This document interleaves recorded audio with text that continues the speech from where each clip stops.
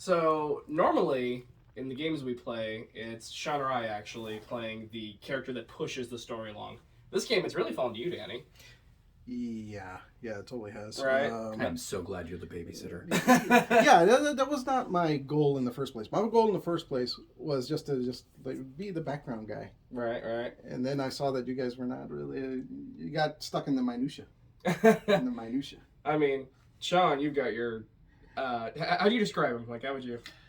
Simpleton. He likes to drink, he likes to smoke, and he wants the glory of rescuing somebody, and that's it. Well, I mean, personally, I like that. I like that. You always play the swindler or something like that, similar to a swindler. Okay, but I got to tell you one of our favorite moments. One of my favorite moments from a previous character, though. Speaking of the swindler, and it was in a game that we were playing that he was running, where I collected so many followers that we ended up creating an entire city of the followers I had and had them build their own city with me telling them how to rule it so that they could be happy. Oh, what the? It was hilarious. The entire landscape got changed. Mm-hmm. That's crazy. Basically developed his own Civilization style game. Which is great. I love Civ. It's one of the best computer games ever. like as a narrator, that is hard to manage. Like that many random people. I don't think I'd allow it. I'm sorry. As a narrator, I would be like, no. You know, at one point I had to cut him off. I'm like, no, not another one. Like, I would go into a shop. First thing I would do is tell the shopkeeper, you want to make more money than you ever have before? You should follow me. Oh, my goodness. What's part is he had two characters throughout this campaign. Both of them did it differently, but both of them had gathered followers. Oh, jeez. One of them was just so charming, and the other was so scary that they would follow him. Damn. Which, brings up a great point. A lot of times we see players that are very much combat, magic, and they don't look at the social elements of the game. Oh. Some of the most fun role-play moments are in the social elements of the game. How do you actually interact with the world that's been created? Not just the one moment that's in front of you. Yeah, that's completely true. If you have no story, if it's just fight, who the hell wants that? Just go play a video game. Yeah. It's true. Go play a first-person shooter. Yeah, exactly. So, in the past, so Danny is one of the first people that ever played Rupture. Yeah. In the past, what is one of your favorite characters? Oh, wow.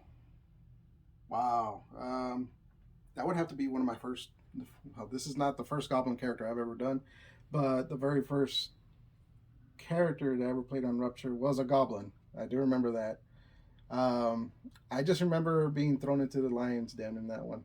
Mm-hmm. That was my first time I ever RP'd in like years, and I just remember that you were like really, really, really into just causing chaos. So much chaos. I was like, every town we'd go to, just for some reason we have to get the hell out of there. You're like, hey, look, it's a nice peaceful little town. 10 minutes later, let's get the hell out of here. Wait, that doesn't sound like me causing chaos. It sounds like you causing chaos. No. My chaos characters came later. What about you, Kenny? So I think it was really, really early on after you had pulled me in to help you build it. One of our play tests, I was doing, I think it was just a quick one-shot. I had just learned that fairies in old, was it Welsh or Celtic? One of those lore sets, they would ride corgis as battle mounts.